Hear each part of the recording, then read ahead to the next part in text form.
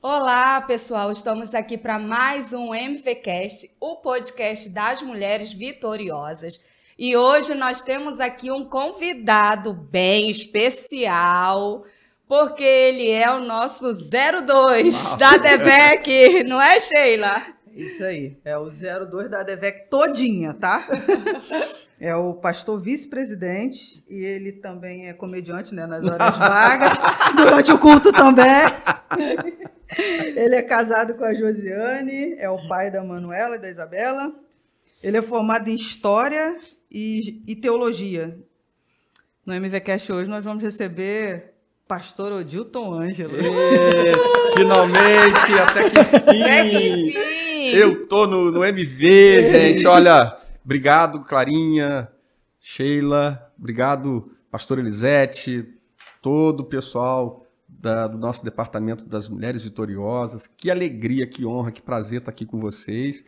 Em especial com vocês duas, que assim, eu estava pensando, lembrando assim, de como eu vi vocês crescerem aqui na igreja, né? A Clara, eu lembro quando ela chegou aqui na igreja, ela com o Kennedy, né? Vieram do Pará, né? Perdidinha, assim, perdidinha aqui no Rio de Janeiro. Eu fui a primeira pessoa que recebeu eles aqui. A gente pude colaborar com eles no sentido de eles se integrarem na igreja. Foi um prazer muito grande e hoje vendo você crescer, do jeito que você está crescendo, é muito gratificante. E a Sheila, quando eu vi a Sheila a primeira vez, ela solteira ainda, né? Solteira. Liderando jovens lá na Vila São Luís, eu vi ela dando uma palavra um dia, eu falei, essa menina vai longe. Tem o catapite, pô. Ela tem o manto. E eu tô vendo aí você hoje crescendo tanto também, né? Desenvolvendo ministério, talento. E isso alegra muito o nosso coração. Prazer estar aqui, espero colaborar aí com não só com as mulheres, porque tem muito homem que assiste, sabia? Com todo mundo que assiste a gente. Nós estamos ao vivo, gravado? Não, vai depois. Tá.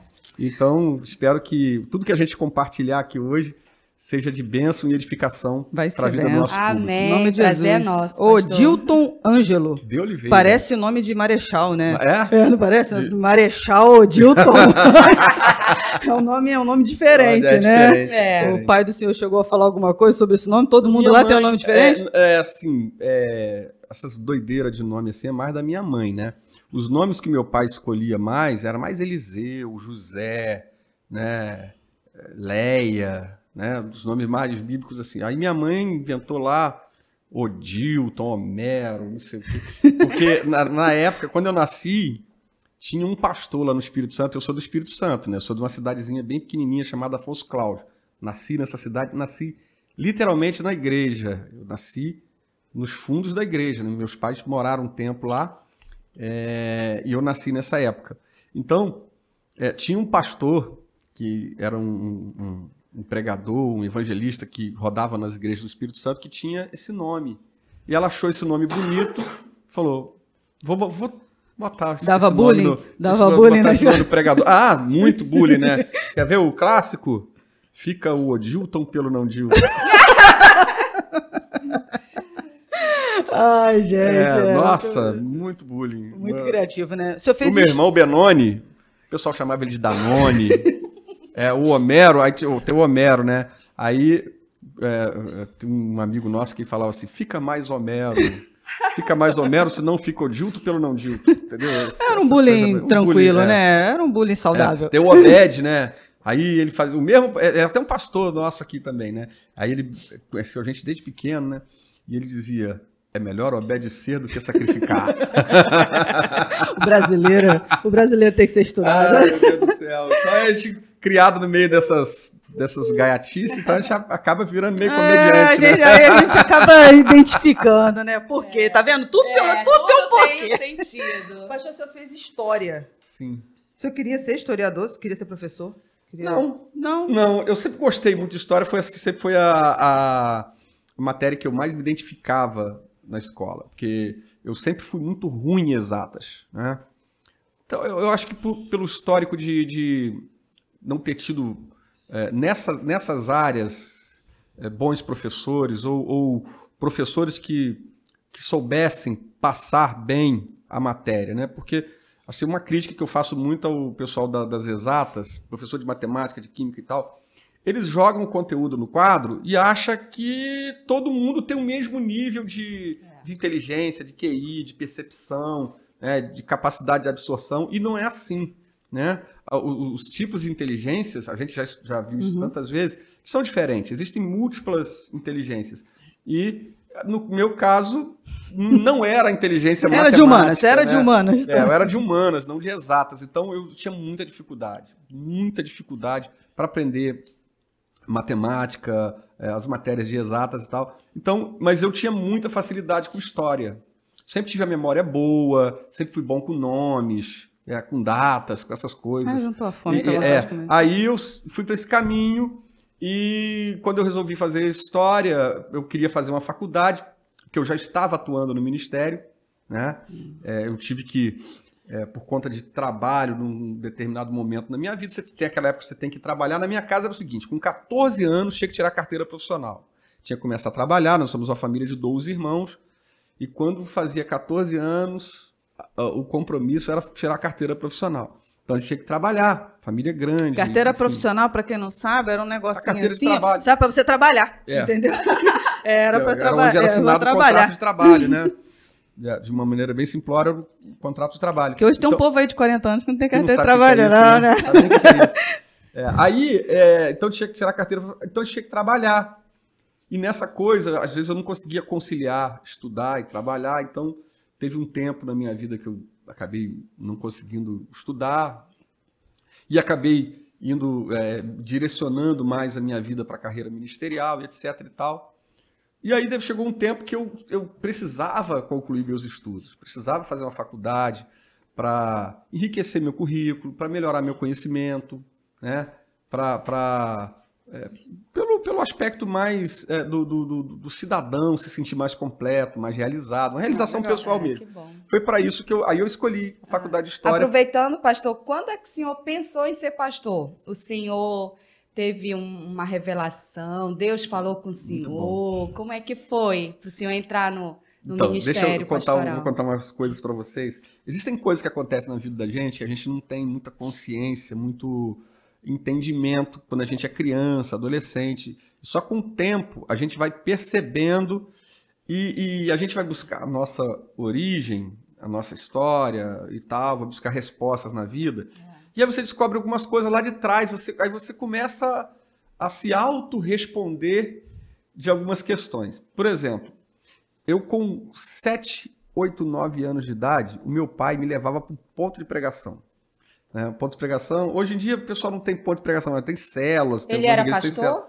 Meu pai era diácono nessa época, mas meu pai fundou muitas igrejas no Espírito Santo. Meu pai sempre foi pregador, um pregador leigo, estudou 8 meses só, mas meu pai conhecia a Bíblia profundamente. Não sei se a Sheila conheceu. Sim. Então, meu pai era um profundo conhecedor da Bíblia. Acho que você conheceu também meu pai. Chegou a conhecer. Então, pastor Maurílio.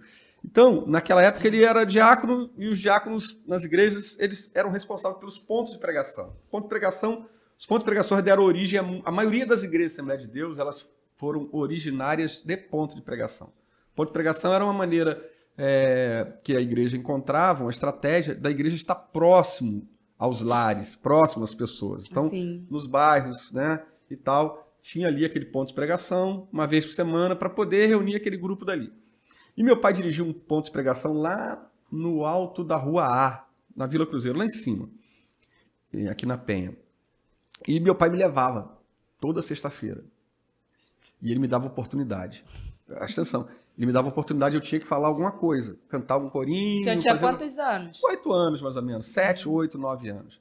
Então, a primeira referência que eu tenho, assim, de pegar no microfone ou de usar a palavra, assim, foi nessa idade, com 7, 8, 9 anos de idade. Passou um tempo.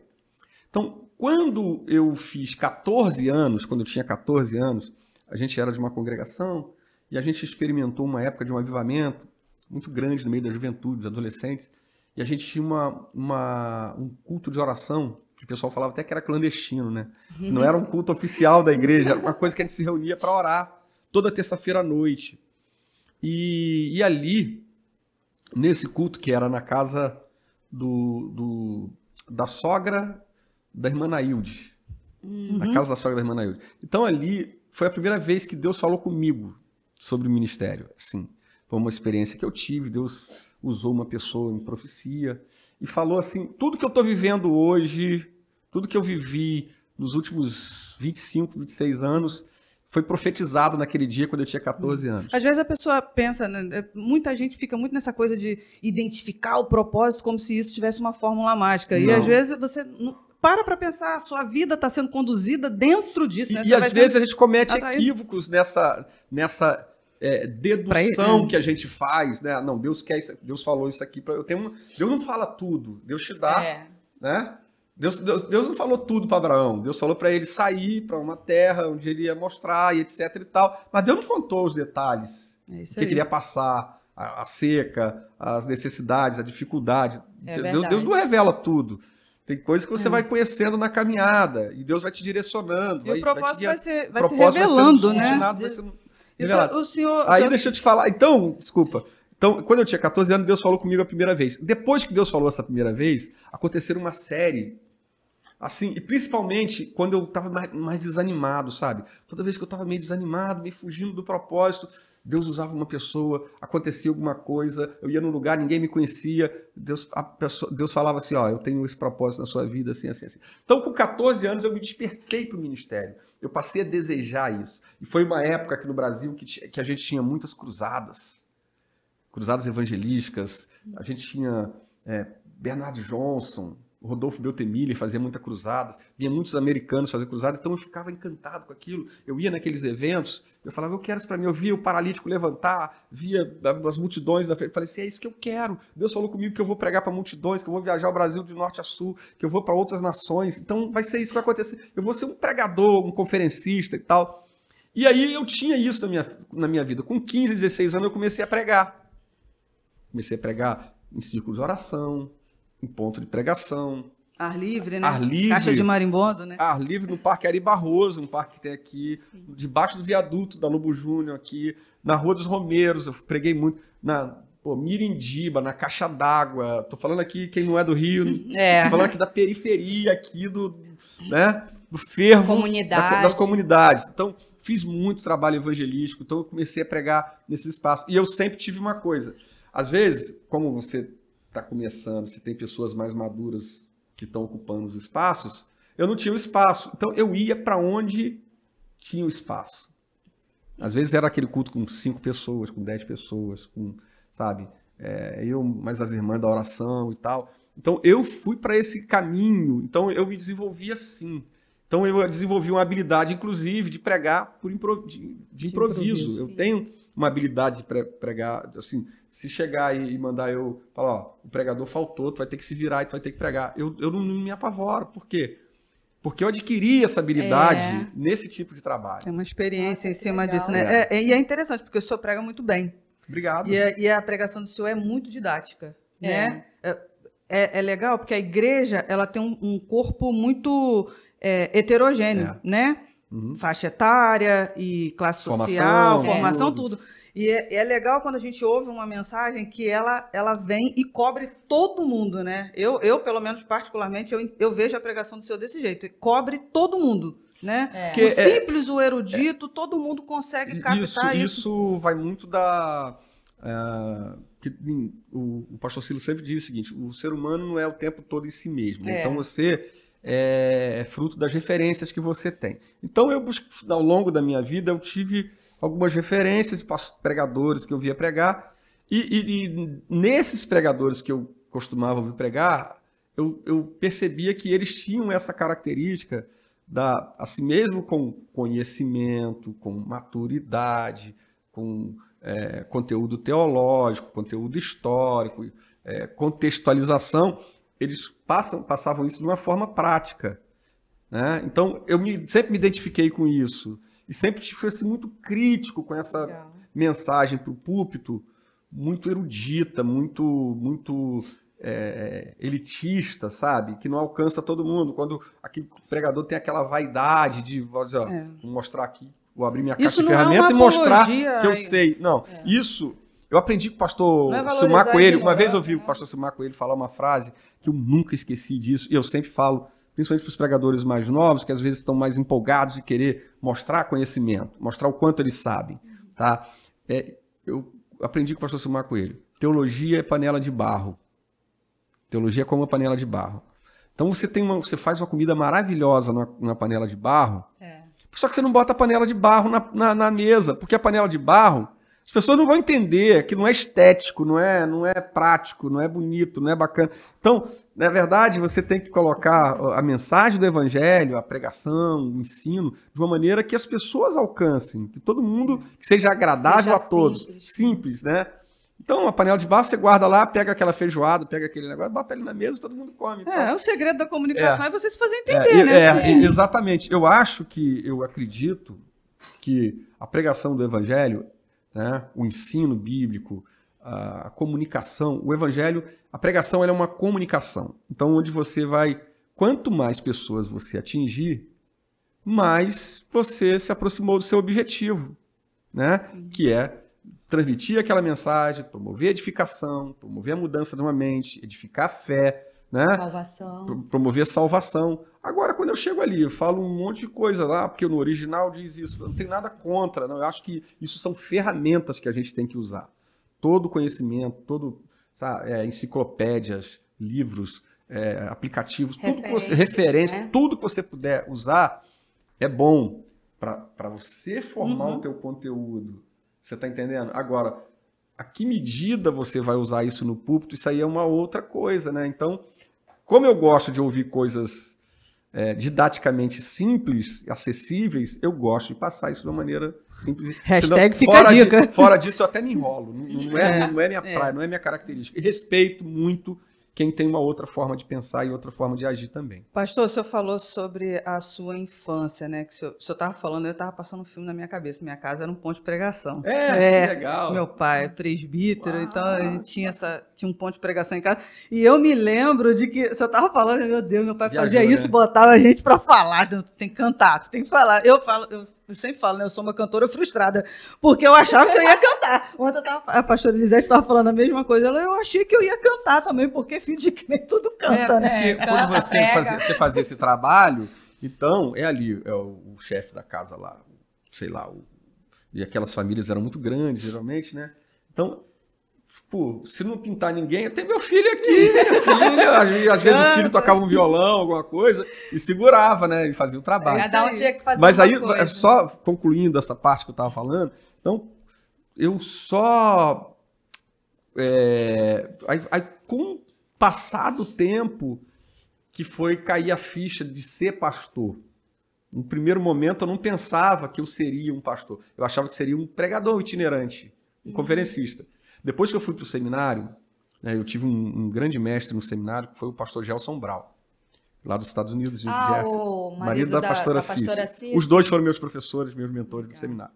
Um dia ele me perguntou assim, ô Dilton, o que você quer ser? Eu tinha mais ou menos uns 24 anos nessa época, 23, 24 anos. Ele perguntou o quê? Eu falei, eu quero ser um pregador. Ele falou assim, mas para você ser um bom pregador, primeiro você precisa pastorear, ter experiência de pastorear. E aquilo ficou guardado na minha mente.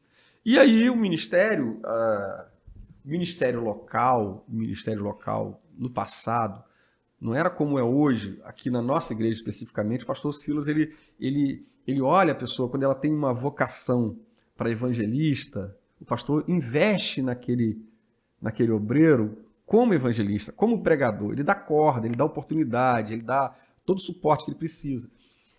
Mas antigamente não era assim. Então, antigamente você tinha que necessariamente, para ter um reconhecimento, ser um pastor primeiro. Hoje eu entendo o que o pastor Gelson estava me falando. Ele estava dizendo para mim, se você não pastorear uma igreja, você nunca vai ser reconhecido. Você não vai alcançar esse reconhecimento. E aí acabou que, de repente, eu trabalhava com liderança de jovens, fui líder de jovens aqui da igreja, e pregava nas filiais. De repente surgiu uma oportunidade, eu comecei a pastorear uma igrejinha que tinha 7 pessoas naquela época, e fui, tô aí até hoje. Foi sendo atraído, né? E aí eu me apaixonei pelo ministério de uma forma, assim, que eu descobri meu desígnio. E eu sei, e um dia um colega me perguntou assim, mas se um dia quando você sair dessa função que você está hoje, As pessoas se preocupam mais com o nosso futuro do que a gente, né? Se você sair dessa função, se você deixar de fazer o que você está fazendo, o que você vai fazer da vida? Eu falei assim, a mesma coisa. Você pastor. Pastor de 5, pastor de 50, pastor de 100, pastor de 20, pastor de 1.000, de 5.000, de 10.000, não importa quanto. Né? Você é pastor. Se você descobriu o seu propósito de vida, se você entende o seu lugar, você não tem problema de identidade, você não tem problema... Propósito traz contentamento, né? Você não tem problema de satisfeito. conflito, de competição, de nada disso. Nada disso te incomoda, porque você sabe qual é o seu propósito, você sabe qual é o seu lugar, você sabe o que você sabe fazer melhor. Você está entendendo? O senhor teve essa criação, o senhor veio dentro desse caminho, né? O senhor veio caminhando no caminho do propósito, e aí o senhor está até hoje. E, conforme o senhor acabou de dizer, não importa o que aconteça, o senhor vai seguir nesse mesmo caminho aí. E aí, eu imagino que o senhor já tenha vivido, na condição de pastor, experiências assim bem diferentes. Eu não vou nem dizer daquela coisa extraordinária, eu já vi um paralítico se levantar. Eu não estou falando disso, não. Estou falando do Senhor. Eu já vi muita coisa. Coisas, questões muito pessoais. Deixa eu usar aqui uma expressão que esses dias até eu estava usando ela nas redes sociais. Coisas pelas quais eu nunca orei. O senhor já viveu isso? O senhor vive isso hoje? O senhor se vê em lugares ou em situações que você fala, meu Deus, se eu tivesse que orar por isso, eu nem ia saber orar por isso. Na verdade, a vida da gente quando você se entrega ao ministério, quando você decide, ou Deus decide, é muito mais Deus que decide por você, né? Porque a Bíblia diz que dele é o querer e o efetuar, né? O querer é dele, ele coloca aquele desejo no seu coração e ele cria os meios para aquilo, e ele cria os caminhos para aquilo, e caminhos esses que você não entende, nunca vai entender, e etc e tal, você só vive, né? E, enfim, mas eu já vivi tanta coisa, assim, eu já fui em tantos lugares, eu já tive tantas experiências, de falar assim, caramba, se não fosse, assim, pela minha criação, pelo lugar onde eu fui criado, olha, eu nasci na roça, entendeu? Fui criado no morro, eu carregava lata d'água na cabeça, só podia brincar depois que enchesse a caixa d'água, né? Assim, só para você ter uma ideia, para quem conhece aqui, a gente morava no Morro do Caracol e pegava água no Morro das Quatro Bicas, e tem um vale no meio, então eu tinha que ir de um extremo para o outro, então é mais ou menos aí, sei lá, uns 2, 3 quilômetros que você tem que andar de um lado para o outro. Então, eu fui criado nesse contexto, sabe? Na minha casa, lá no morro, a gente tinha fogão de lenha, pra você ter uma ideia. Então, eu venho dali. O meu pai, semi-analfabeto, estudou 8 meses. Minha mãe aprendeu a ler na Bíblia. Sabe? Então, pelas minhas origens e pelas minhas condições sociais, eu jamais poderia viver as coisas que eu vivo hoje. Aí, de repente, você chega assim, caramba, eu tô em Israel. Não, eu tô em Londres. Eu estou nos Estados Unidos, assim, e França, e tantos lugares que eu já fui, e fui para pregar o evangelho, sabe? Fui em muitos desses lugares, eu tive a oportunidade de pregar em países. Lembra lá atrás, quando Deus falou comigo, eu achava que eu ia ser evangelista? E eu, como pastor, eu sempre fui, meu ministério todo foi, desde os 26 anos, pastoreando igreja. Quando eu era noivo, eu assumi a primeira igreja aos 26 anos. Eu não tinha nem casado ainda. Então, desde quando eu me tornei, antes de ser consagrado oficialmente, eu já pastoreava. Então, a minha vida toda no ministério foi vivendo o pastorado, ministério pastoral. Então, eu nunca fui itinerante, mas eu já viajei pelo Brasil inteiro, já preguei praticamente todos os estados. Já tem 2 ou 3 estados que eu não preguei, né? E vários países do mundo. Como eu poderia imaginar isso? É aquela coisa que a Bíblia de Paulo diz que os olhos não viram, os ouvidos não ouviram, não desceu o coração, a mente não pensou. São coisas que Deus prepara para aqueles que o amam. Então, eu vivi muitas experiências, assim. E sem contar as experiências do sobrenatural mesmo, né? As experiências do sobrenatural que você está ali no dia a dia da igreja, você tem que ter, você precisa ter essas experiências, porque as situações, elas acontecem, né? E você tem que viver essas coisas. Então, pastor, falando em coisas surreais, dentro desse testemunho que o senhor está falando, como é bom ver assim, né? As suas experiências, porque muitas pessoas veem o senhor hoje e não conhecem a sua história, né? Não conhece tudo. Não conheciam. Não conhecia, exatamente. Né? Toda a sua trajetória, tudo isso botar no que livro. o senhor passou. Agora, Vou botar no aí livro. tá bom. E como é ser o vice-presidente da ADVEC nacional, internacional agora? Seu 02 do Pastor Silas. Seu 02 dele, como é que é? Gente, assim, eu não sei se eu conseguiria definir tudo, né? Mas, assim, é uma honra muito grande, óbvio, é uma honra, é uma posição de muito privilégio. Nós somos hoje mais de 500 pastores, mais ou menos 150 igrejas, e eu ajudo a coordenar essa equipe desses pastores, ajudo a coordenar esse trabalho. E então, por isso, é uma responsabilidade muito grande, né? Atrelada a essa honra que é, né? Você, poxa, meu Deus, olha de onde eu vim, onde eu cheguei, o que Deus fez na minha vida. Né? É uma dessas Muita coisas graça. que o senhor também nunca orou, né? Exatamente. Mas, sabe, tem uma outra coisa, sabe? É um privilégio muito grande você estar perto do pastor Silas. Ele é uma escola ambulante. Eu costumo dizer que trabalhar com o pastor Silas é um misto, né? Ao mesmo tempo é muito fácil, ao mesmo tempo é difícil, porque ele tem aquela personalidade muito forte. A régua é alta, né? A régua dele é muito alta. Ele é um camarada que, poxa, ele fala de qualquer assunto que ele se propõe a falar com muita propriedade. Você vê ele falar aqueles artigos da Constituição, ele fala de cor, decorado, a quantidade de versículos que ele tem, a didática das mensagens dele, o nível que ele tem como pregador é muito alto, muito alto. E então ele sempre foi para mim uma referência, uma escola. Eu tenho assim, quem está chegando mais novo agora, talvez não conheça um pouco da história nossa, mas eu trabalho com o pastor Silas, na verdade, há 26 anos, porque o que eu tenho de pastor aqui tem que eu trabalho perto dele. Então, desde quando eu fui ordenado, começou o culto da Vitória, lá em 1997. Então, quando começou o culto da Vitória, eu já passei a auxiliar o pastor Silas. Então, eu passei também a conhecer muito da mente dele, muito da maneira dele pensar, do jeito, do temperamento, do humor. A velocidade, já vinha né? sendo treinado, na verdade, então né? fui muito treinado para isso. Quando eu cheguei aqui na igreja, tinha 5 pastores só a igreja. Você imagina, hoje nós tem um universo de mais de 500. Então eu trabalhei muito perto dele. Então, muito contato. E depois, né, enfim, esse tempo todo, são 12 anos como vice-presidente aqui na igreja. Então, o pastor Silas, ele tem uma coisa assim que, por outro lado, facilita o trabalho da gente. Né? Primeiro, torna difícil porque a régua dele é alta.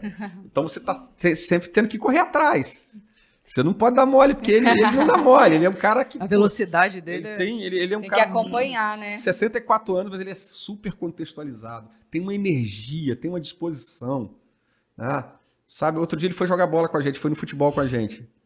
Aí eu falei, meu Deus, pastor numa pegada, viajando a semana inteira, dormindo mal, tendo que pregar às vezes 2 vezes no dia e tal. Foi lá jogar futebol com a maior disposição. Falei, meu Deus, onde esse homem arruma tanta energia, meu Deus do céu. Sabe? E aí, mas também por outro lado, tem o lado que é fácil trabalhar com ele. Eu costumo dizer para os pastores, trabalhar com o pastor Silas é fácil. Por quê? Porque ele define o que ele quer. O pastor Silas não tem subjetividade com ele nas coisas que ele quer. Ele chega para você e diz assim, eu quero que você faça isso, isso, assim, assim. Se você fizer daquele jeito que ele falou, mesmo que dê errado, você tem o respaldo dele. Você está entendendo? A importância de você estar debaixo de uma autoridade, você ter o respaldo. Então, ele honra e respeita muito isso. Quando você faz aquilo que ele falou para fazer. Entendeu?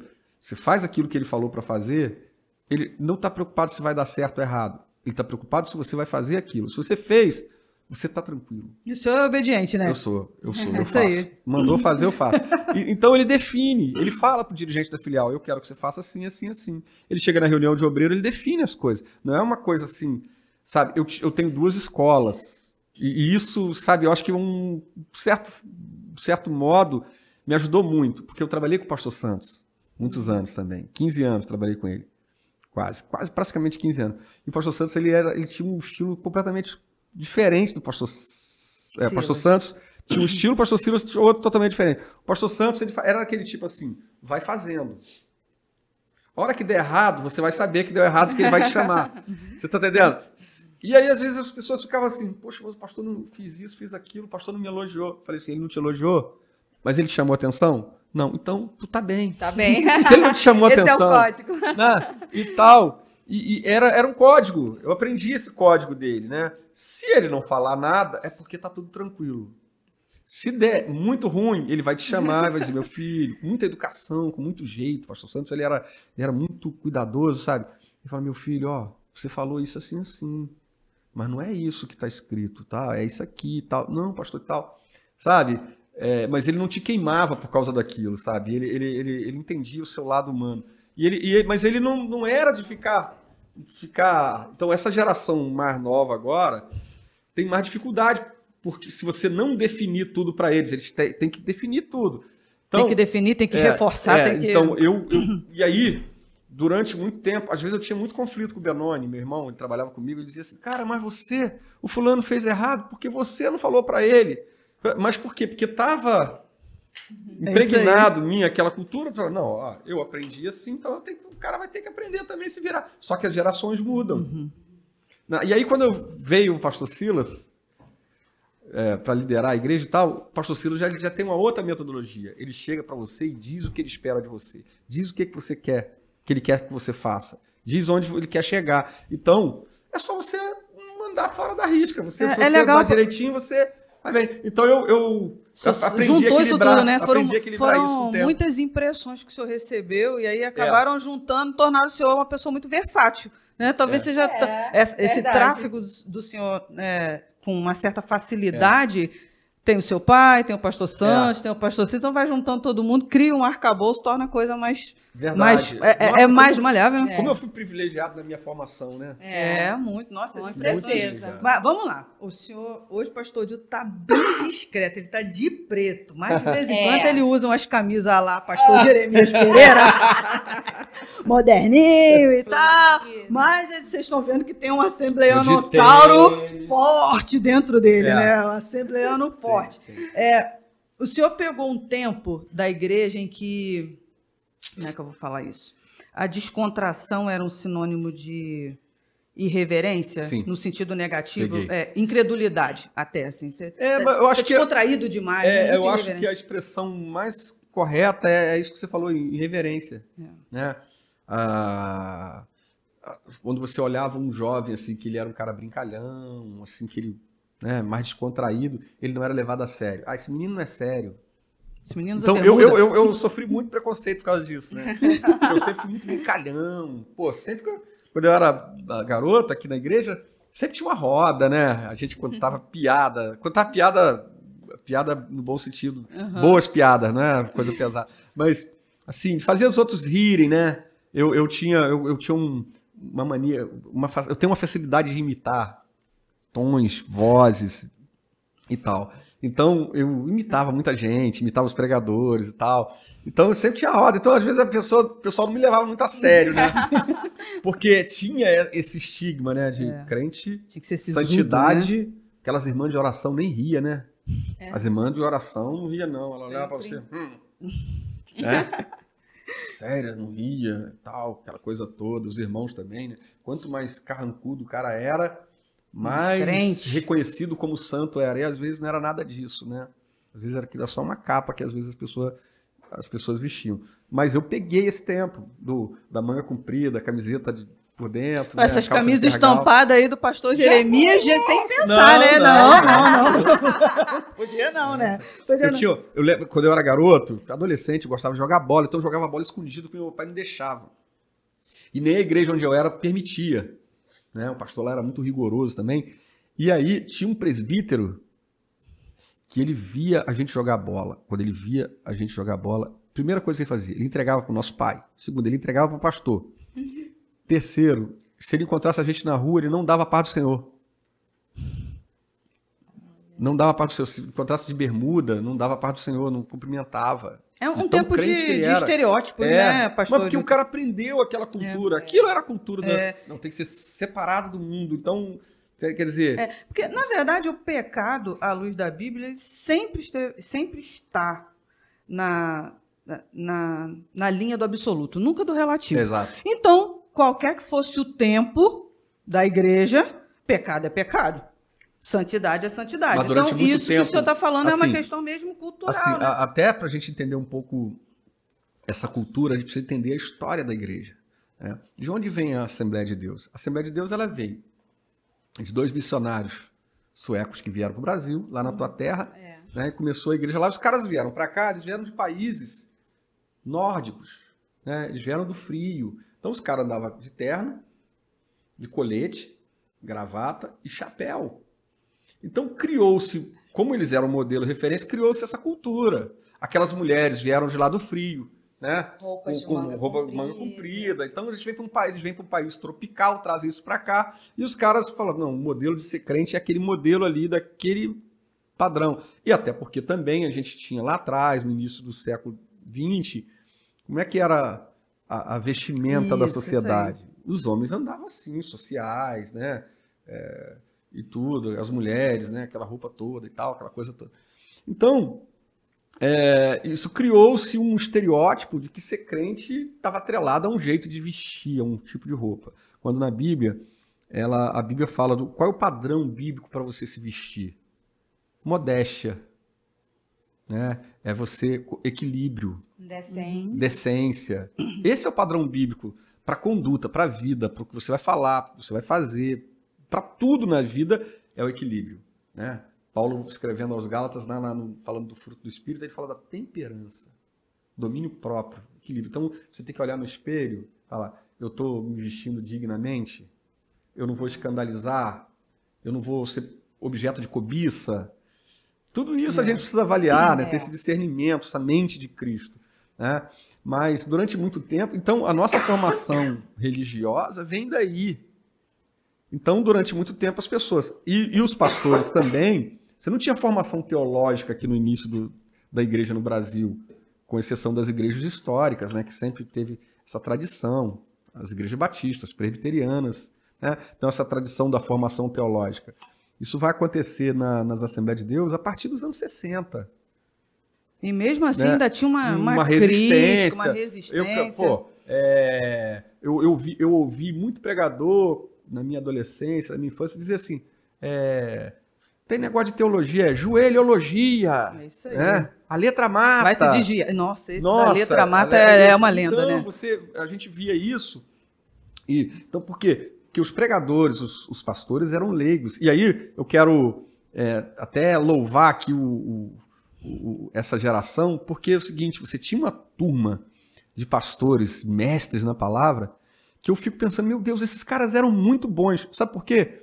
O que eles tinham? Uma Bíblia, no máximo, uma Bíblia com nota com referência de rodapé. Não tinha Bíblia com comentário, não tinha essas anotações de originais, não tinha Google, não tinha Google, não tinha nada. Os caras davam estudo bíblico, Sheila, só com a Bíblia. E ele usava aquelas referências de rodapé embaixo para fazer o link de um texto com o outro, né? Então, nesse contexto, você tinha os caras que eram bons, eram muito bons, mas a grande massa dos pregadores, dos pastores, eram leigos, e aí isso provocou uma mistura de doutrina e costume. Aí acabou elevando muito costume à condição ao nível de doutrina, exatamente. E aí isso acabou prejudicando muito, né? Aí trouxe o legalismo.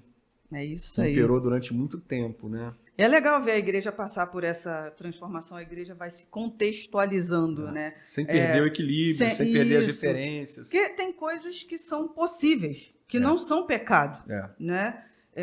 E aí, vamos lá.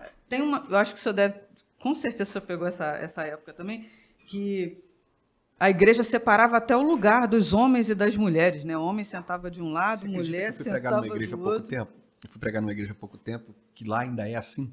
É mesmo? Homem de um lado, mulher de outro. Então, a gente vê como que, por Mas um a gente lado, estranha. houve um avanço, Você está né? tão habituado. E a nossa igreja aqui, sabe, desde a época do pastor Santos, vocês já ouviram o pastor Silas falar isso? Que ele era um cara à frente do tempo dele. Sim. Olha só como o pastor Santos era. O pastor Santos veio do interior, veio da roça. Ele foi pastor em Carangola por 10 anos. Depois veio para cá, ficou 47 anos como pastor da igreja. Ele estudou até a 4ª série. Mas ele sabia muito bem distinguir o que era uma doutrina, o que era um costume. Sabedoria, né? E ele nunca foi preso a essas amarras, sabe?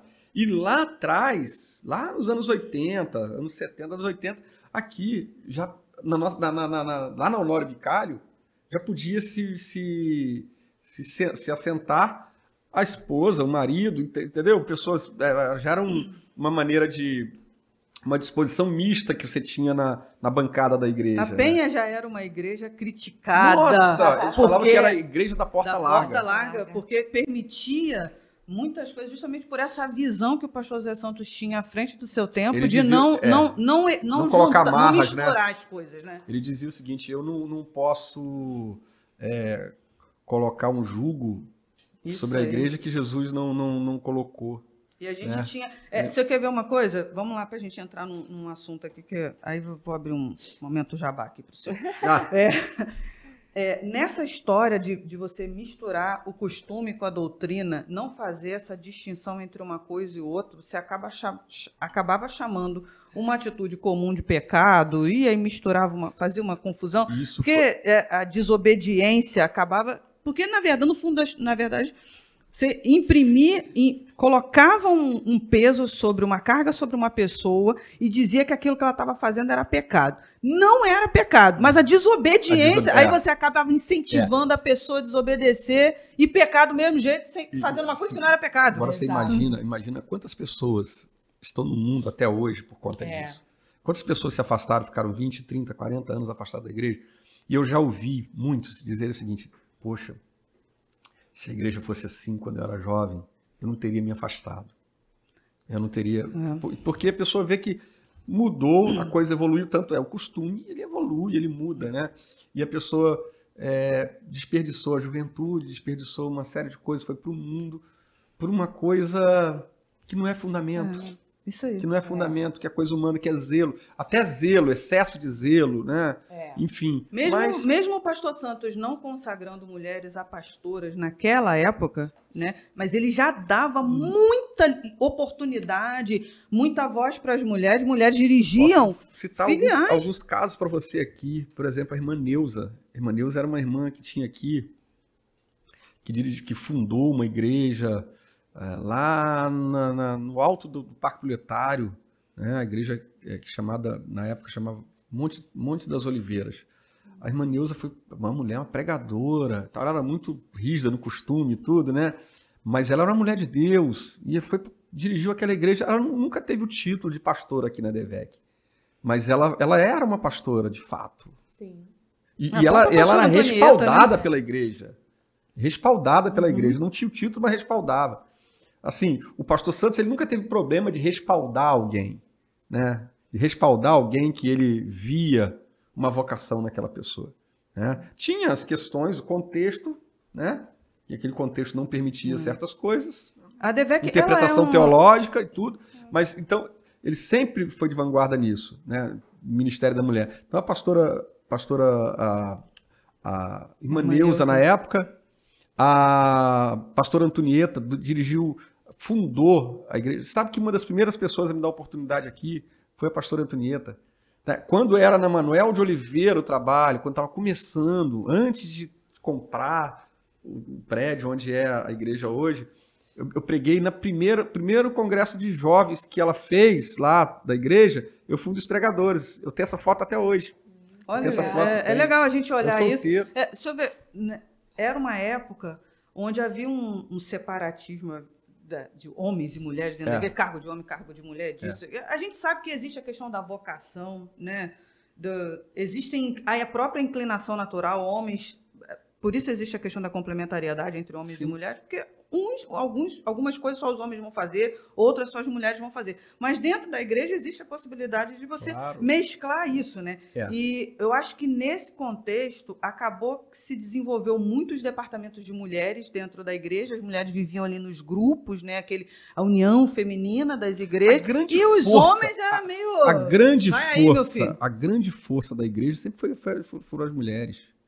Sempre foram as mulheres. Quem move nos bastidores mesmo, quem pega a mão na massa mesmo para fazer, são as mulheres. Mas aqui na ADVEC tem departamento de homens, tá? Tem homens assim, vencedores. Então, mas assim, por aí tem todo um contexto, né? Aquela coisa de, antigamente, a mulher cuidava do lar, cuidava da criação dos filhos, aí ela ia para o círculo de oração, fazia o trabalho social da igreja e tal. O que sobrava para o homem? Ele ir para o culto à noite, né? Ir para o culto à noite e tal. Então, essa parte de bastidores sempre foi muito movida. As festas, quem sempre organizou as festas na igreja, os eventos, sempre foi... Pode ser, evento que você falar, sempre vai ter uma mulher envolvida fazendo alguma coisa. A parte de criatividade da igreja sempre... Então, e você tem o percentual, eu não tenho aqui dados, mas assim... no feeling aqui, né? Você tem pelo menos na igreja um homem para cada 3 mulheres. Estou falando na igreja, assim, da membresia efetiva, né? Então, é muito mais fácil você mover as mulheres, porque elas são a maioria, nascem mais mulheres. Dizem que no mundo tem 7 mulheres para cada homem, né? Então, quer dizer, a forma como as mulheres movem é muito maior, né? E sempre teve essa cultura do governo do homem, até por a questão do princípio bíblico da autoridade, né? A hierarquia que Deus coloca da liderança, do comando. E isso daí não tem nada a ver com machismo nem feminismo. Entendeu, feministas? Isso também não está em questão, entendeu? A gente ninguém aqui tem essa coisa do abaixo ao patriarcado. Deixa o patriarcado como está. Lá em casa são 3 mulheres. É proteção para as mulheres. E a gente discute sobre qualquer assunto, a gente discute tal quebra, e a gente conversa, e elas têm muita liberdade de fazer as coisas e tal. Isso é importante. Então, as mulheres sempre tiveram um papel muito importante na igreja. Por conta disso, os homens acabaram meio que descansando. Né? Bom, vamos cuidar aqui da parte eclesiástica, a parte mais institucional, formal, né? Mas o trabalho mesmo de pegar a mão na massa é da mulher. Então criou-se essa cultura. Então você tem trabalhos fortes, conferência de mulheres, trabalho de mulheres e tal, não sei o quê, e os homens ficam lá. Os homens ficam meio vai indo, né? Então, é importante esse trabalho que a gente está fazendo hoje. O senhor agora é o CR7 dos homens vencedores. Esse trabalho dos homens vencedores que a gente está fazendo é um resgate, né? E quebrar uma fortaleza mental, né? Porque a gente é cheio de fortalezas mentais, né? De que trabalhar na igreja, fazer coisas de bastidores, ter esse relacionamento social é coisa de mulher. Não, isso é para todo mundo, é para a igreja, para todo mundo. Então os homens têm um papel muito importante nisso. E a gente precisa investir mais nesse trabalho. Eu sempre cuidei nas igrejas que eu trabalhei, mesmo não tendo um departamento formal, sempre fiz trabalho voltado para homens, né? De vez em quando levava um médico para falar sobre higiene, sobre sexualidade, né? Sobre saúde do homem, né? Quebrar tabus, né? Por exemplo, a mulher ela vai ao ginecologista, né? E é uma cultura já, né? Que a mulher tem que ir ao médico, tem que ir ao ginecologista, tem que cuidar da sua saúde. Mas o homem tem esses tabus, essas frescuras, essas palhaçadas. É isso mesmo. Né? É uma fortaleza mental de que ele vai deixar de ser homem porque foi lá no urologista, ou foi no proctologista, enfim, e tal. Isso eu aprendi com meu pai. Vou voltar lá no meu pai de novo. O meu pai era um cara que estudou só 8 meses, mas ele nunca teve preconceito, sabe? O meu pai, se ele sentisse qualquer coisa, ele ia no médico. Ele nunca teve problema em relação a isso. E eu costumo falar, eu falo para os camaradas, falo para meus amigos, falo para os pastores, irmão, tu já foi no médico? Já foi lá no urologista? Você tem que ir, irmão. Tem que ir, principalmente depois dos 40. tem que ir. Não tem que de ter vez em quando preconceito lá. e nem tem que espiritualizar tudo. não. Né? A gente é feito de espírito, alma e corpo. O Não, corpo também isso precisa ser isso cuidado. é uma homem. ignorância, sabe? Uma ignorância tão ridícula, sabe? Eu tinha um amigo, um camarada que ele era meu... Ele cuidava do meu carro, tinha uma oficina. Né? Ele foi colega do tempo de solteiro, depois ele passou a ter essa oficina. Um dia, conversando com ele, o pai dele morreu de câncer de próstata. E ele dizia o seguinte para mim, assim, poxa, sabe, Odilto, o meu pai era cheio de palhaçada. Ele dizia o seguinte, ninguém vai tocar em mim, porque eu sou homem, ninguém vai tocar em mim e tal, não sei o quê. E aí ele pegou um câncer de próstata. E quando ele estava no hospital para morrer, ele chamou o filho dele e falou assim, meu filho, como eu fui ridículo, como eu fui idiota, como eu fui preconceituoso, bobo, porque eu falava que ninguém ia tocar em mim. Chega até a ser engraçado a história, né? E hoje o médico vem aqui todo dia, ele toca em mim e eu vou morrer. Né? Tipo assim, vai ser tocado todo dia e mesmo assim não vai evitar dele morrer, porque se ele tivesse feito de uma maneira preventiva, ele não teria passado por isso. Ignorância, Muito né? bacana a gente poder falar isso, até para incentivar as mulheres que estão acompanhando a gente, para conversar com o seu marido. Né? E se ele tiver alguma dúvida, manda ele procurar o pastor. O pastor vai incentivar. O pastor Silas também é uma pessoa super desencanada com essas coisas. Se ele sentir qualquer coisa, ele vai ao médico. Sabe? Tem homem que não vai ao médico para nada. Você sabia que tem homem que tem medo de tirar sangue? Homem, o cara é machão, brabo. Machão pra caramba, mas não faz um exame de sangue, não faz um hemograma, não cuida de nada da saúde. E isso é muito importante. É tão importante assim, né, pastor? Porque, como o senhor falou, as mulheres, elas têm muito esse trabalho. Né? Nós, do Departamento das Mulheres Vitoriosas, por exemplo, nós recebemos tantas instruções. Verdade. Tanto da questão da área médica, que trata o nosso físico, o nosso emocional, relacionamentos, trata a mulher, dá dicas. E são tantas informações que chegam para nós, para que nós, mulheres, possamos nos desenvolvermos em todas as áreas, como mãe, como esposa, como serva. Como... Melhorar a qualidade de vida em todos os aspectos. E que essas informações também cheguem para os homens, né, pastor? E assim, a gente está muito empenhado, né, de desenvolver esse trabalho. Eu tenho conversado muito com o pastor Gabriel, que é o responsável aqui do trabalho dos homens vencedores. E eu conheço alguns profissionais, algumas pessoas crentes, que eu já assisti palestra deles. Tá?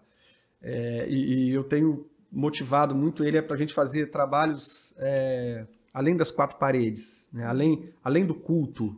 Né? Porque antigamente, até quando você fazia algum movimento, se limitava a um culto. Não, tem muita coisa que você pode fazer. A pastora Elisete talvez a maior incentivadora do trabalho de homens daqui da igreja, porque aqui na ADVEC as mulheres promovem os homens, tá, feministas?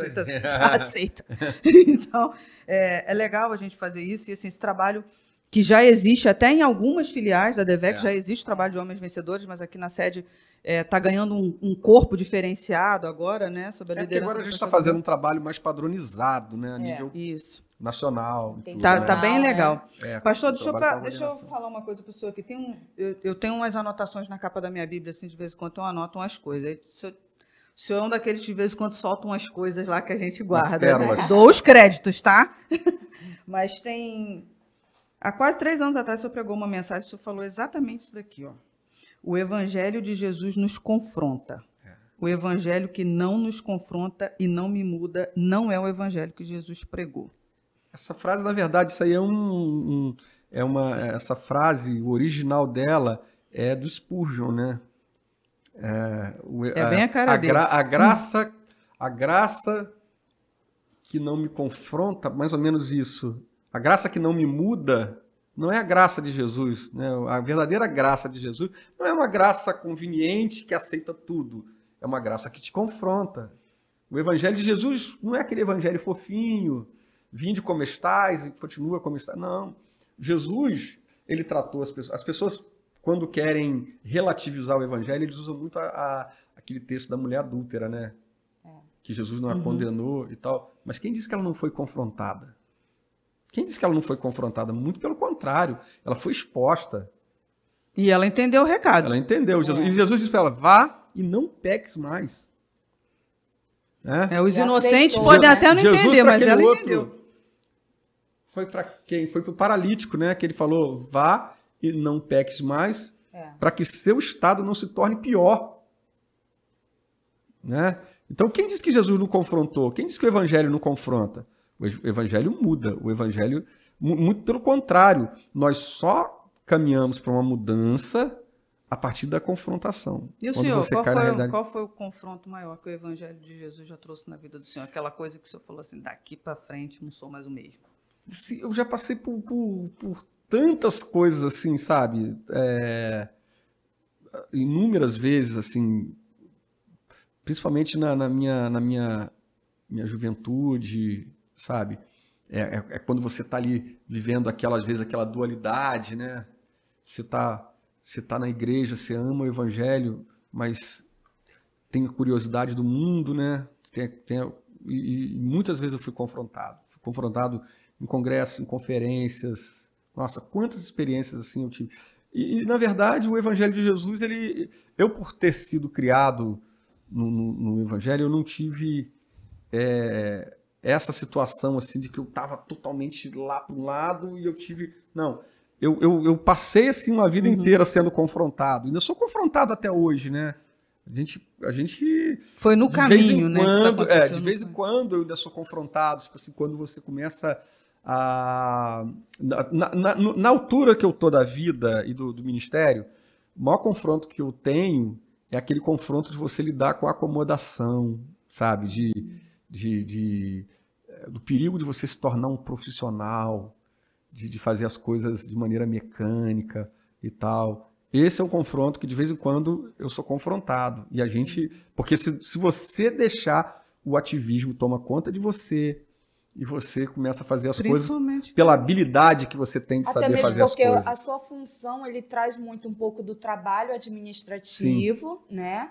A rotina do trabalho e tudo. Quanto à questão espiritual, né, pastor? E o senhor falou que chegou a lugares e situações e condições que o senhor não imaginava. Sim. Então é muito fácil, de fato, a gente chegar num local assim que a gente nunca nem sonhou e pensar, aqui é o limite, aqui eu tô no lugar. Eu volta e meia me pego com essa inquietação, sabe, de não... Porque você está no lugar do conforto, é muito fácil, ele é perigoso, sabe? Então, de vez em quando, eu me pego pensando assim, meu filho, você tem que chorar mais, você tem que... Vem cá, quanto tempo você não chora? Você tem que chorar, meu filho, você tem que se quebrantar, né? Porque isso é importante, você não perder a sua alma, não perder a sua essência, né? De se apaixonar de novo pelo evangelho. Sabe? Estar por estar, né? Porque... Você acostuma, você aprende, você adquire técnicas, você tem habilidades, você tem experiência. Então, você entrar nesse caminho, eu já vi muita gente se perder. Na habilidade de saber fazer as coisas. Uma vez eu escutei o Marquinhos pregar, Marquinhos Menezes, ele usou uma expressão que eu nunca mais vou esquecer. Ele falou assim, tem gente que vai para o inferno de bobeira. E o crente que passa a vida toda na igreja, ele corre o risco de ir para o inferno de bobeira. Porque ele assim, fica ali coisa, assim, naquela... Eu tenho mais temor, assim, sabe? A coisa que mais me causa impacto na vida é aquela frase de Jesus, assim. O cara fala assim, em teu nome eu profetizei, em teu nome eu curei, eu fiz isso. Ele vai dizer, eu nunca te conheci. Eu falo sempre para Deus, é uma oração que eu faço sempre. Senhor, me livra, me guarda, sabe? De não ser alguém que fez as coisas por religião, por acomodação, por conveniência, mas por paixão, por amor ao Evangelho, por viver e crer no Evangelho de fato. É legal. Pastor, quando a Josi esteve aqui, a gente perguntou para ela se quando ela ficou doente, ela teve medo de morrer. Ela falou que teve. Teve muito medo de morrer. Ela disse que teve medo de morrer se eu casar de novo. Foi verdade, o senhor teve medo dela morrer também? Isso aí é humor. Claro. Assim, o Evangelho, sabe, você que vive o Evangelho, ele tem essa dualidade, essa coisa. Todo mundo fala assim, eu não tenho medo de morrer. Mentira. Você tem uma convicção de que o pós-morte vai ser bom porque você é salvo. Mas você está num corpo humano limitado às condições humanas. E a gente tem medo. A gente tem medo. Ou não tem? Claro. A gente não tem os nossos medos? A gente tem medo de tanta coisa. Não tem medo, não. Então por que as pessoas têm medo de assalto? Anda de tem carro medo blindado. de andar de carro blindado e tal. Por que a gente se protege? Por que a gente vai no médico? Por que a gente se cuida? Porque você quer viver o máximo possível aqui na Terra, as melhores experiências possíveis, cuidar de quem você ama, ser cuidado por quem você ama, né? Viver o máximo da experiência da vida possível e depois morrer de velhice. Eu quero ir para o céu, mas... Eu quero ir para o céu, mas no tempo certo. No arrebatamento. E isso é tão sério e é tão humano, é tão natural, que Paulo... Olha o que Paulo vai dizer aos Colossenses. Né? Ele vai falar sobre arrebatamento. Né? Os mortos, os que morreram em Cristo, ressuscitarão primeiro. Olha só o que ele fala. E nós, os que estivermos vivos, seremos arrebatados juntamente com ele. Abrir e fechar dele e fala assim, cara, eu vou morrer não. Né? É verdade. Então, o que acontece? Expectativa dele. Mas isso é bíblico, você ter a expectativa do arrebatamento. Né? Que eu acredito que na prática é praticamente a mesma coisa. Né? Você ser arrebatado porque você ressuscitou ou ser arrebatado vivo. Né? É uma experiência transcendental, fora do domínio do ser humano. Então, tudo aquilo que a gente desconhece, a gente tem medo. Por que a gente tem medo de morrer? Porque a gente vive num corpo limitado, nossa matéria é limitada, e a gente não... Você sabe que é bom, mas você não conhece aquilo de fato. E a pastora Elisete já falou que nós temos esse medo da morte, porque quando nós fomos criados, Adão e Eva no paraíso, eles não foram criados para morrerem. O ser humano não foi criado para morrer e nem para sair do paraíso. Exato. Ele não foi criado para viver o que a gente vive hoje. Então a gente convive com dores, morte. Aí eu costumo brincar, né? Quando eu falo sobre Adão, sobre a queda, eu falo, né? Aí você tem cabelo branco, você tem ruga, você tem um monte de coisa, celulite, todas essas coisas que a gente, né, enfrenta hoje não era pra gente ter vivido seu Adão, né? Mas a esperança nossa é que um dia nós vamos retornar para o paraíso. Cada podcast que a gente faz aqui, a gente diz que vai acertar as contas com Adão e Eva. Não, mas isso é humano. A conta dele está grande. Olha o que Paulo fala. Jesus, na sua agonia, Mateus 26, na agonia da morte, no Getsemane, ele diz, Pai, se possível, passe de mim esse cálice, mas contudo seja feito a sua vontade. O que Jesus está falando? Era a experiência da morte que ele sabia que ele ia enfrentar poucas horas depois. É isso aí. Jesus passou por isso. Por que eu tenho que ser um super-homem e dizer, eu não tenho medo, eu não tenho não sei o quê, blá, blá. Eu tenho certeza da vida eterna. Né? Agora, esse pânico, tem gente que, né, não pode ver um gato preto, não pode... Isso não. Isso tá na Bíblia não, irmão. Não, você tem gente que vive assim numa paranoia, tem medo de tudo, não gosta nem de passar. Eu tenho um amigo que ele nem em cemitério ele gostava de ir. Quer dizer, ninguém gosta, né? Eu também não gosto, mas eu me habituei, né? Fiz muito sepultamento, então, né?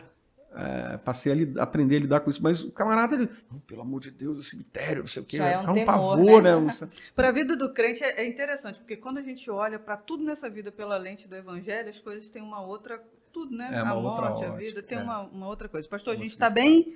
caminhando aqui para o finalzinho. Para o final. Mas deixa eu falar para você. Voltar lá atrás de um comentário que eu fiz quando eu apresentei o senhor. O senhor é uma pessoa muito engraçada. Né? Obrigado, que bom. E é legal porque... E aí eu vou até fazer um comentário que eu acho que eu nunca fiz aqui. Assim, o meu marido é muito fã, porque ele ele é muito engraçado. Porque as tiradas são curtas e elas são cirúrgicas. Né? Assim, às vezes eu acho que não dá nem para pegar tudo. Principalmente quinta-feira, no culto da Vitória, que às vezes eu recebo uns testemunhos assim, uns negócios meio doido, né? Então tem que adaptar ali na hora para poder não ficar muito pesado. E fica... O senhor sempre foi assim, então, né? Sempre teve essa pelo que o senhor está contando aqui, sempre teve essa pegada. Você já teve algum problema com algum irmão mais sisudo, assim? Algum irmão já chegou no final? Não, assim, disso não. Não? E a Josi, em casa? Sim, claro, né?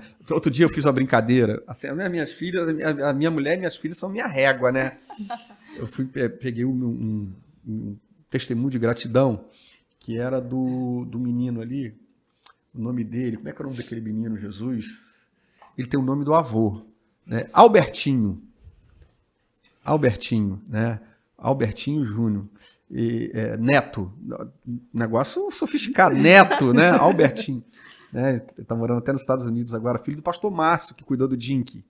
Lembra dele? Então, o Albertinho, né, deu oferta de gratidão pelo aniversário e tal.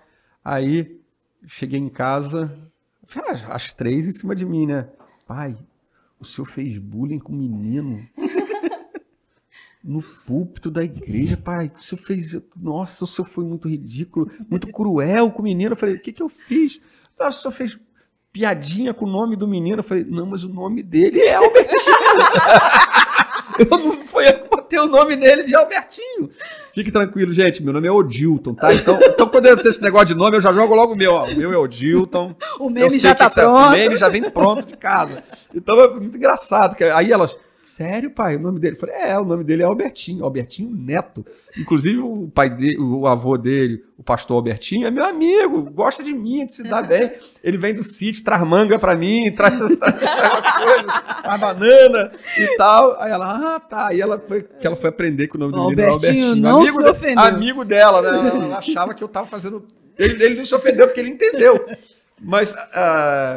talvez outras pessoas também não tenham entendido, né? Então, a gente que às vezes brinca, eu procuro ter um cuidado, porque você tem que saber qual é o limite, né? Você tem que ter um limite de você não brincar com tudo, não brincar com coisas sérias. Tem pessoas que não gostam, né? Não brincar com quem você não tem intimidade, né? Ali em cima do altar é uma coisa mais generalizada. Se você fizer uma coisa mais generalizada, né? Ok. Mas é interessante, né, esse negócio, porque teve um tempo que a guitarra não era convertida, a bateria não era convertida, não se podia contar piada. Exatamente. Glória a Deus pelo século que estamos vivendo. Pastor, vamos lá. Eu não vou falar da Josiane, não. O senhor, quando começou a namorar com a Josiane, ela já cantava. Tinha 17 anos. Josiane era... Ela começou no alto...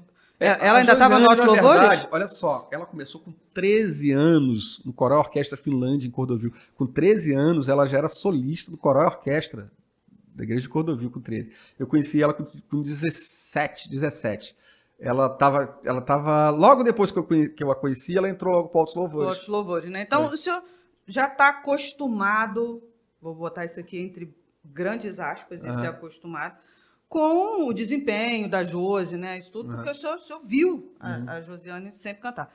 Mas e as meninas? A Isabela e a Manuela cantando. A Isabela cumpre a agenda da Josi. Já chorou? Deixa eu falar um pouquinho sobre a Josi, me permita, porque tem muita gente que conhece pouco também, conhece ela da mídia, da carreira e tal, conhece pouco o trabalho dela, assim, sabe? Assim, eu não teria chegado onde eu cheguei se não fosse ela. Eu estou aqui falando aqui num podcast prioritariamente pelas mulheres, né? Então, a importância do papel da mulher ser uma adjuntora, uma colaboradora, apoiar o ministério do marido, né? Enfim, ou o marido apoiar o ministério da mulher, quando ela tem mais essa veia, que é o teu caso que eu vejo, né? Seu marido é o Carlos. O Carlos, eu vejo ele te apoiando, né? Assim, vejo ele tá ali e tal, mas essa presença, ela do companheiro, da companheira, isso fortalece demais, isso ajuda demais. E assim, eu dirigi a igreja desde os 26 anos. Olha só, a Josiane tinha 19 anos quando a gente casou. 19. Ela foi comigo para o Morro do Sereno, para a Rua 100, igreja de comunidade. E ela liderou tudo que é tipo de departamento que você imaginar na igreja. A Josiane ela liderava o que precisava. Liderou crianças, formou conjunto de jovens, formou grupo de jovens, liderou mulheres, intercessão. Sempre que precisava, tinha um incêndio para apagar, botava ela lá, ela ficava um tempo, ajudava a estruturar e depois preparava alguém e saía. Ela nunca ficou assim de se perpetuar numa coisa e tal. Ela sempre me ajudou no que precisava, né? Então isso é uma coisa que eu queria registrar, né? Que ela sempre me apoiou muito, sempre me ajudou muito, né? Teatro, tudo. Nossa, tanta coisa que a gente já fez, né? Organizar eventos, Natal, coisas fantásticas. E as meninas, elas estão indo no caminho delas, né? A Isabela já já fez o primeiro EP dela, todo autoral. Ela está preparando outro material agora. A que base não vai vem ser autoral. forte, né? Ela fez um trabalho todo autoral de músicas dela, que ela compõe desde, sei lá, desde pequenininha.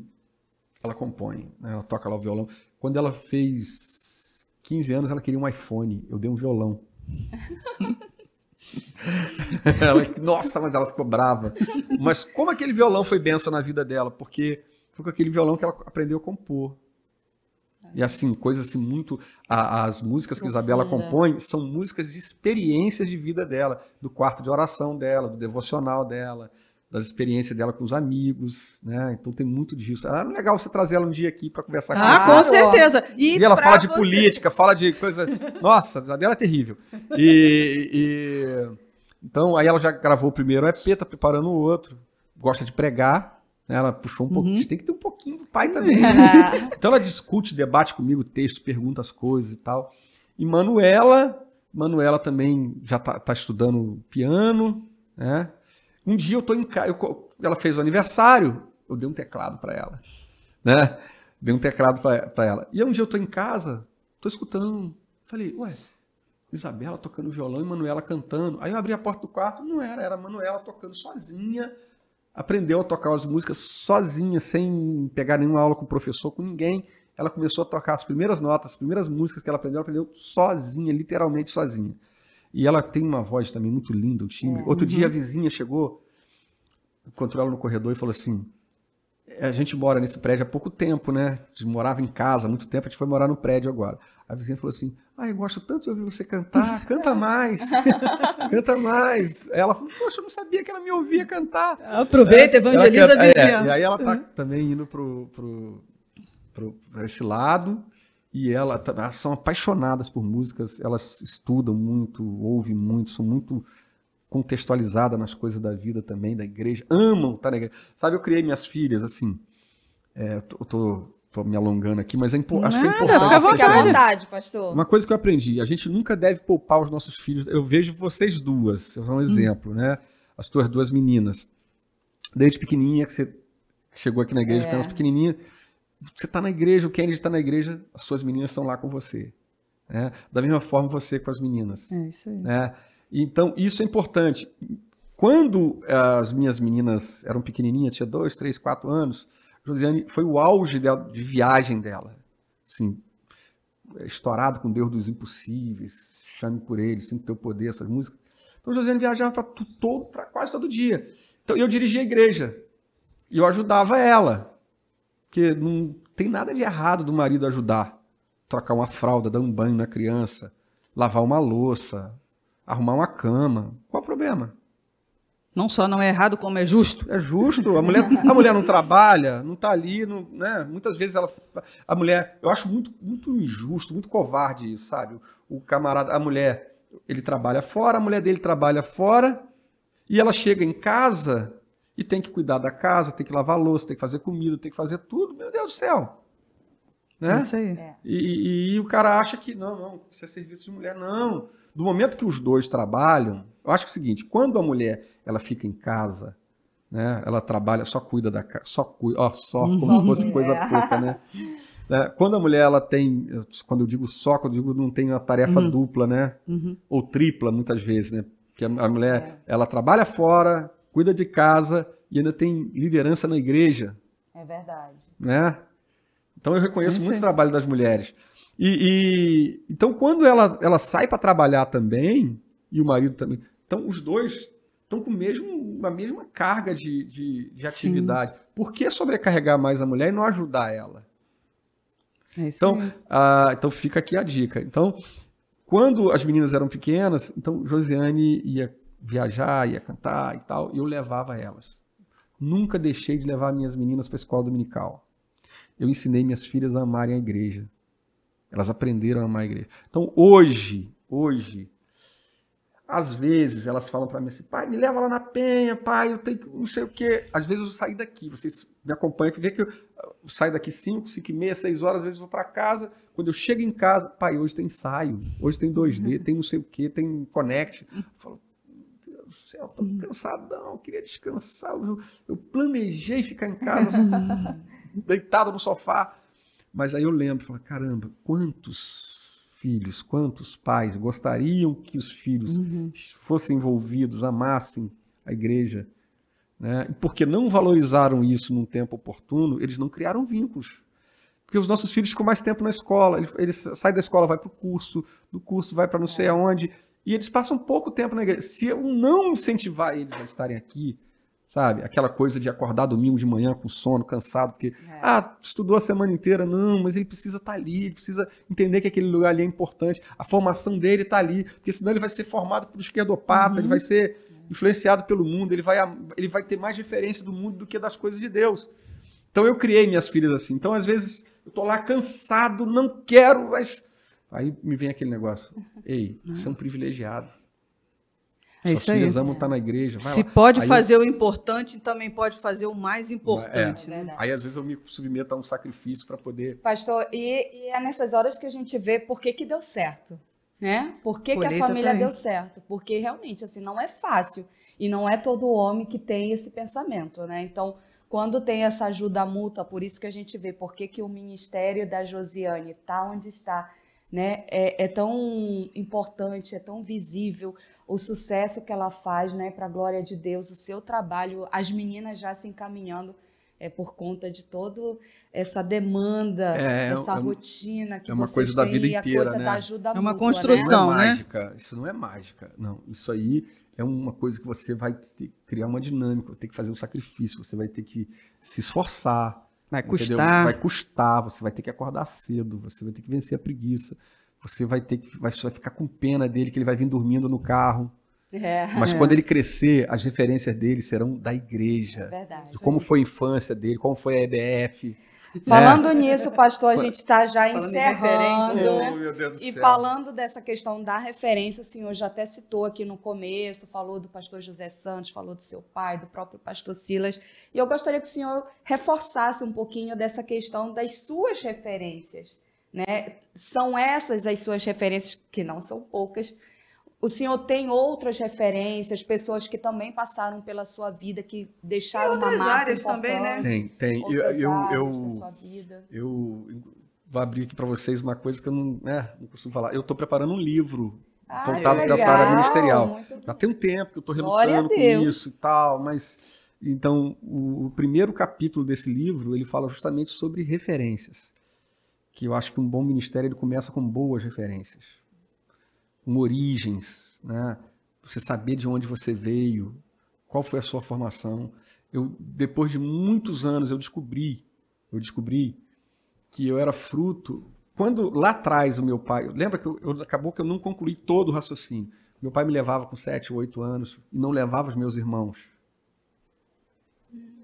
Entendeu? Então, eu não entendia. Meu pai, eu com 13, 14 anos, meu pai me pegava e falava, vamos ali expulsar um demônio. Hoje a expulsadora de demônio lá de casa é a Manu, né? Ela que herdou. E eu com 14 anos, 15 anos, eu já tinha prática de expulsar demônio. Eu tinha essa experiência que meu pai me levava. Ele não levava meus irmãos. Depois, eu com mais de 20 anos de ministério, um dia numa reunião, meu pai falou, esse aqui é o meu filho que eu consagrei para Deus, para o ministério. Quando a mãe dele estava tendo um aborto espontâneo, né? Minha mãe passando mal, correndo o risco de perder o bebê. Ele fez um voto, falou, Senhor, se esse menino nascer, se ele vingar, eu vou entregar ele para o teu altar. Então, depois de muitos anos, eu fui entender por que meu pai me direcionava assim para algumas coisas. Então, estava cumprindo olha o voto, só, né? então é importante você saber da sua origem, Sim. você ter boas referências. Eu tenho boas referências, ótimas referências assim, do pastor Santos, do pastor Silas, do pastor Alvino, que foi meu primeiro pastor, um homem também muito simples, um homem extremamente dentro daquele contexto, daquele mundo que a gente estava falando, de pessoas leigas, sabe, que não tinha muita formação, mas ele era muito rígido, muito rigoroso. Mas uma coisa eu aprendi com ele, ele era muito zeloso pela igreja. Algumas coisas ele cometia excessos, Mas os excessos que ele cometia é porque ele amava a igreja. Quantas vezes eu via o pastor Alvino subindo no morro para ir visitar as famílias que estavam afastadas da igreja, que estavam passando uma crise e tal. Ele sentia falta das pessoas na igreja, sabe? Ele tinha esse zelo. Ele era um camarada zeloso. E foi, assim, a pessoa que deu, de fato, as primeiras oportunidades que eu tive na vida. A primeira pessoa que acreditou em mim foi ele, né? Eu tive referências na área da teologia, eu tive a formação com o pastor Gelson, com a pastora Cici, foram muito importantes na minha formação teológica, na minha formação como pregador. Quantas tardes eu passei na casa do pastor Gelson, né? Eu, às vezes, desempregado e tal, eu ia para a casa dele e ficava discutindo com Bíblia com ele, trocando, ele me dava esboços, me dava anotações. Dilton, desenvolve isso aqui, pega esse tema aqui e tal. Eu tenho essas referências. Eu tive a referência do pastor Aurélio. O pastor Aurélio é um pastor saudoso nosso, a quem depois eu substituí na igreja que ele começou e fui pastor por 11 anos. Ele era à frente do tempo dele. Naquela época ele já fazia louvor congregacional, já era um culto mais descolado, era uma coisa mais moderna. Então ele tinha essa ousadia de fazer coisas modernas. Então eu segui muito nessa linha também, nessa referência que eu tive dele. Então eu acho um perigo uma pessoa que vive isolada e ela vive só de formação acadêmica, sabe? De livro só. Os livros são muito importantes. E dentro do contexto do livro também, que ele é importante, eu li 2 livros assim que me marcaram muito. Um foi A Quarta Dimensão, de Po Yong-Chu, sabe? Esse livro marcou minha vida. E um outro que foi Os Heróis da Fé, né? Que falava dos homens de Deus que marcaram o seu tempo, né? Viveram grandes histórias de avivamento, né? De homens que tiveram experiências profundas. Então, essas pessoas e esses elementos formaram as minhas referências. Então, eu acho que é muito importante a gente ter referência. Eu sempre pergunto, quem é a sua referência? Eu pergunto para o pessoal que trabalha com música, o ministro de louvor. Uma vez eu fiz uma reunião, cada um, uma reunião na igreja que eu dirigia, fiz uma reunião com um grupo de louvor. Eu perguntei para cada um deles, quem é a sua referência? O Asaf Borba, a minha referência é a Ludmila Ferber, a minha referência é a Bispa Sônia Hernandes, sabe? Então eu fiz cada um deles falarem para mostrar a importância de você ter referência naquilo que você faz. Naquilo que você faz. Você trabalha com mulheres, você tem que ter referências. Sim. Sabe? E digo mais, referências internas e externas.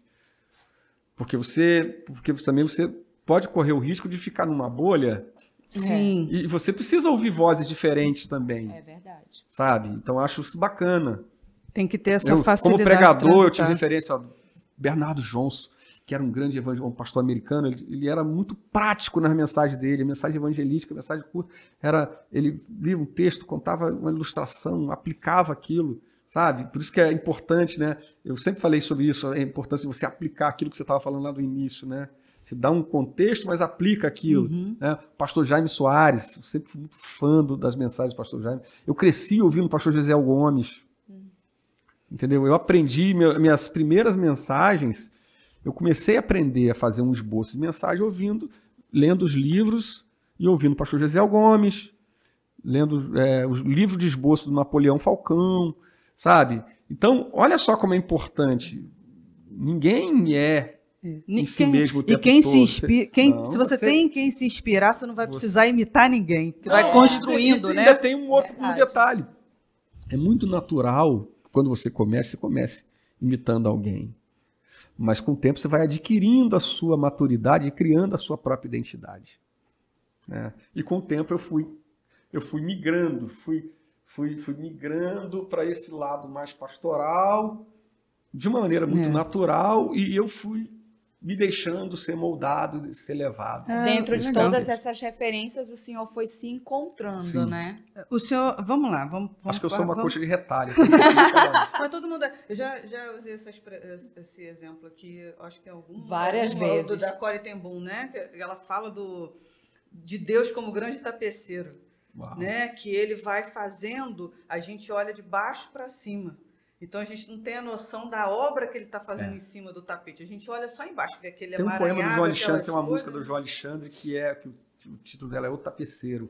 Fala justamente sobre essa... Aliás, o senhor também, esses dias, a gente ficou escutando o Brother Simeon lá em casa uma semana depois que o senhor falou na pregação. As meninas já fizeram até vídeo cantando Brother Simeon. Eu falei, meu Deus. Brother Simeon. A galera não sabe, né? Só a galera mais antiga. Ah, mas na hora eu falei, ei, Jesus, olha lá onde o pastor Dilton foi buscar lá no fundo do mal. Ninguém pode comer 20 pratos num dia, ninguém pode dormir em 20 camas numa noite. Quer dizer, você não pode abraçar tudo, fazer tudo, querer, né? Tem uma lição muito bacana. É muito, muito legal. Pastor, olha só, a gente queria agradecer ao senhor muito por você ter vindo, colocado seu tempo aqui à disposição. Eu tenho certeza que isso vai edificar muitas vidas. Você que não assistiu o podcast da Josiane, aqui mesmo no canal da ADVEC, você bota aí MVCast Josiane, você vai encontrar, e foi bem legal o dia que a gente gravou aqui. E o do pastor Dilton vai ficar aqui no canal também, então você vai poder assistir. Para você que está começando no ministério, né? Esse é o tipo de conversa que é bom a gente ouvir uma, 2, 3 vezes. E aí, vamos lá, só para a gente fechar aqui, já que a gente está falando sobre quem está começando no ministério, o senhor ficou falando aqui sobre a questão das referências disso ser tão importante, né? Você ter uma referência, você ter uma inspiração. Tirando essa questão da referência, se o senhor pudesse dar um conselho para quem está começando o ministério. Um conselho.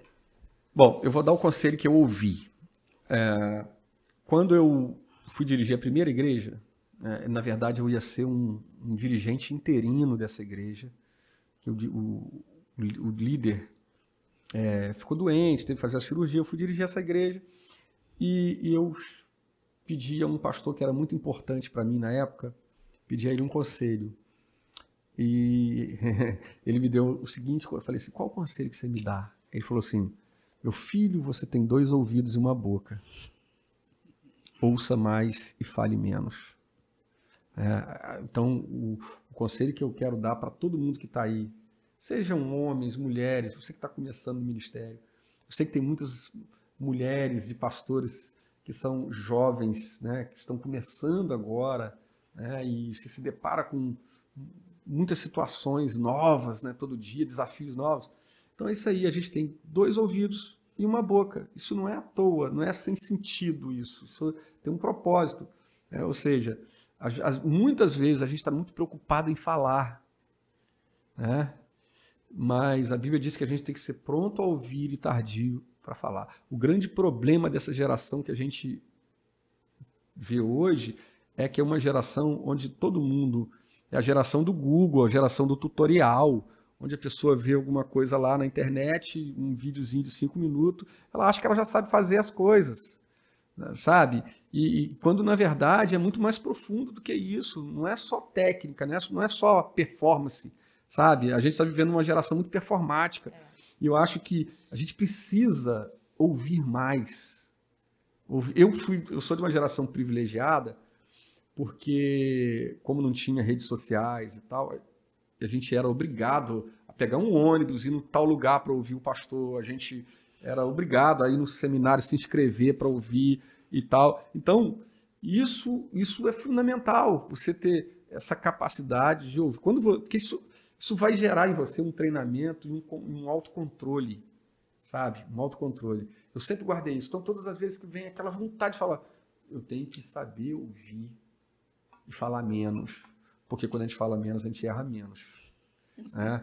E na hora que tiver que falar, que seja dada a palavra da sabedoria, que seja dada a graça no falar. Eu sempre peço a Deus, Senhor, me dá graça para falar. Seja quando eu vou atender alguém num gabinete, ou resolver um conflito entre pessoas, ou quando vou assumir o altar, Senhor, me dá graça para falar. Coloca as palavras certas na minha boca. Espírito Santo, toma minha boca, fala por mim, fala através de mim, usa minha mente, me faz lembrar o que preciso lembrar. Tá? Então, saber ouvir mais e falar menos. Porque quanto mais a gente ouve, mais qualidade a gente tem naquilo que a gente fala. Que bom. Pastor, vamos lá. A gente sempre encerra o nosso podcast, como o pastor Silas, ele escolheu o tema para esse ano, né, 2022, o ano de romper. E a gente está encerrando todos os podcasts aqui com uma frase. E aí, depois que a gente fala essa frase, o convidado pode falar o que ele quiser depois. A gente já falou, pode cantar, pode tocar pandeiro. Ninguém nunca cantou nada. Mas acho que alguém cantou, né? Agora não estou lembrado, mas alguém cantou. A Raquel Mello. Raquel Mello cantou. Raquel respondeu cantando. Mas essa temporada a gente está trabalhando esse tema, né? Que é o tema da nossa igreja, o Ano do Romper. Então, eu já quero agradecer mais uma vez a vinda do senhor e falar essa frase. Depois o senhor pode falar o que o senhor quiser. Aí o senhor vai encerrar, tá? Aí é com o senhor. Eu rompi e eu romperei. Eu rompi com os meus medos, com os meus,